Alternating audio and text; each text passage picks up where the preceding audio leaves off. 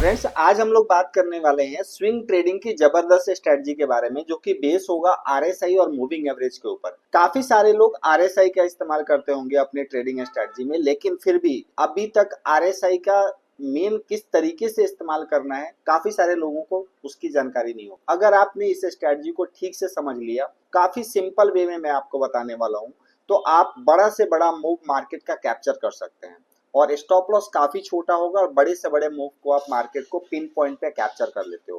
काफी सारे लोग, जब आरएसआई का नाम आता है तो लोग बात करते हैं कि ओवरबॉट, ओवरसोल्ड।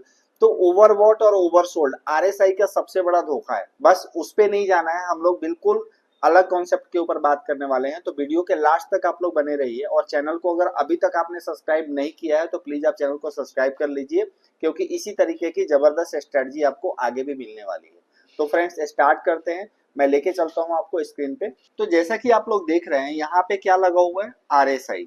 आरएसआई हम कोई पैरामीटर चेंज नहीं करेंगे, आरएसआई 14 ही रखेगा इसमें। और इसमें सिर्फ हमें ये जो इसका लाइन है, ओवरबॉट और अपर बैंड और लोअर बैंड, यहाँ पे हमें चेंज कर देना है। यहाँ पे नॉर्मली 70 होता है, ये 50 होता है। 50 को हम अनटिक करके हटा देंगे और यहाँ पे लोअर बॉन्ड में हम क्या रख देंगे, 40 रखेंगे। और मूविंग एवरेज जो इसका आता है येलो लाइन, ये हम हटा देंगे। ठीक है, हमारे पास आरएसआई में सिर्फ दो पैरामीटर होगा, अपर बैंड 60 का और लोअर बैंड 40 का। और आरएसआई में इनपुट क्या होगा, आरएसआई में इनपुट डिफॉल्ट इनपुट रखेंगे। डिफॉल्ट इनपुट कितने का होता है, 14 का, और क्लोज पे रहता है। ठीक है, और कुछ भी इसमें नहीं करना।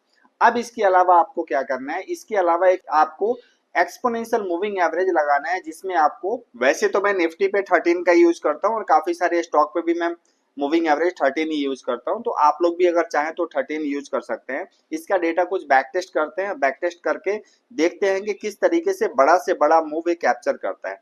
अब इस स्ट्रेटजी में बस ये स्ट्रेटजी का सेटअप हो गया। अब इसमें आपको कुछ भी नहीं करना, कुछ भी अलग से नहीं करना है। तो अब देखिए इसके मूव को कैसे कैप्चर करना है। दो लाइन आपको यहाँ सामने दिख रही है, ये है 60 का लेवल और ये है 40 का लेवल। बहुत सिंपल है।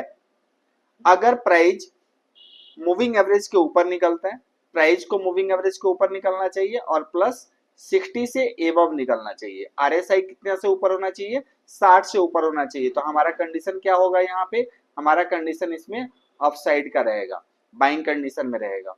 और अगर आरएसआई 40 के नीचे है, यहाँ पे जैसे कि आप देख रहे हैं आरएसआई 40 के नीचे है और मूविंग एवरेज के नीचे प्राइस आ गया, तो यहाँ पे हम सेल की कंडीशन रखेंगे और बड़ा से बड़ा मूव आपको देखने को मिलेगा।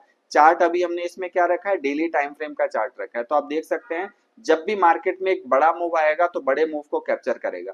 अब जैसे यहाँ पे देखिए, यहाँ पे क्या है, फॉल्स सिग्नल आया मूविंग एवरेज की तरफ से, बट आरएसआई को आप देखेंगे तो आरएसआई ने 60 का लेवल क्रॉस ही नहीं किया।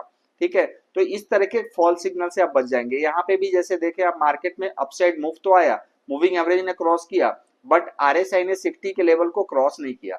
तो इस तरीके से अगर आप इसको कंबाइन करके यूज करेंगे तो काफी बढ़िया एक्यूरेसी रहने वाली है और जबरदस्त इसमें आपको प्रॉफिट मिलने वाला है। ठीक है, अब इसके अलावा अगर इसी स्ट्रेटजी को आपने देखा, कोई भी आपको ये नहीं देखना कि 70 के ऊपर चला गया तो ओवरबॉट हो गया, इसमें आपको जाना ही नहीं है। 30 के नीचे चला गया तो ओवरसोल्ड हो गया। जनरली क्या होता है कि मार्केट तभी चलना चालू होता है जब आरएसआई 70 के ऊपर चला जाए। आप देख रहे हैं यहाँ पे सबसे बड़ा मिथ है आरएसआई का कि 70 से ऊपर चला गया तो ओवरबॉट।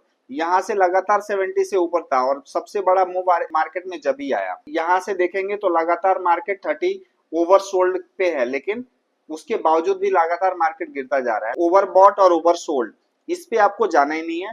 आपको सिंपल स्ट्रेटजी अगर फॉलो करते हैं तो आपको अच्छा बेनिफिट में, जैसे अभी देखिए अभी आरएसआई क्या हो रहा है, काफी सारे लोग बोलेंगे अभी ओवरबॉट की तरफ जा गया, अब यहाँ पे और मोमेंटम नहीं आएगी, लेकिन असली मोमेंटम इसके बाद ही आ सकती है मार्केट में।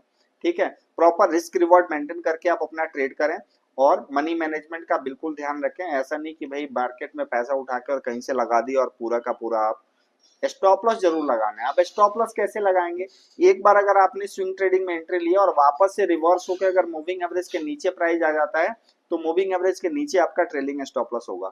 इसका इस्तेमाल आप स्टॉक पे भी कर सकते हैं, इंट्राडे में भी आप इसका इस्तेमाल कर सकते हो। इंट्राडे में कैसे करोगे, इंट्राडे में कुछ नहीं करना है आपको, नॉर्मली इसी सेटअप के साथ 15 मिनट का टाइम फ्रेम रखना है। कितने का, 15 मिनट का टाइम फ्रेम रखना है।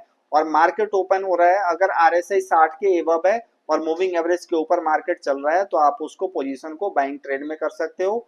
और अगर मार्केट आरएसआई भी 40 के नीचे आ गया, मूविंग एवरेज के नीचे प्राइस आ गया, तो आप उसको सेल साइड में ट्रेड कर सकते हो। बहुत सिंपल है, इसमें और ज्यादा कुछ दिमाग लगाना ही नहीं है। जैसे कि आप यहाँ पे बैक टेस्ट में देख सकते हो, आप इसका बैक टेस्ट कीजिए, अलग अलग तरह के स्टॉक में लगाइए, इंडेक्स में लगाइए, कमोडिटी, करेंसी, क्रिप्टो, जिसमें आपको यूज करना है आप उसमें यूज कीजिए। सब में इसकी एक्यूरेसी जबरदस्त मिलेगी, 80 to 85% की एक्यूरेसी आपकी मिलेगी। स्टॉप लॉस कहाँ रखना है? स्टॉप लॉस रखना है आपको मूविंग एवरेज के अदर साइड में, स्विंग हाई या स्विंग लो के नीचे, ठीक है, इस तरीके से। और 1:3 1:4 का रिस्क रिवॉर्ड बड़े आराम से ट्रेलिंग स्टॉप लॉस के साथ आप इसमें मेंटेन कर सकते हैं। जिन लोगों को ट्रेलिंग स्टॉप लॉस के बारे में पता नहीं है, एक अलग वीडियो हम बनाएंगे ट्रेलिंग स्टॉप लॉस के लिए और स्टॉप लॉस के लिए कैसे आपको लगाना है, ठीक है फ्रेंड्स। तो अभी के लिए इतना ही। आप लगातार चैनल के साथ बने रहिए, ज्यादा से ज्यादा वीडियो को शेयर कीजिए और लाइक कीजिए। Thank you.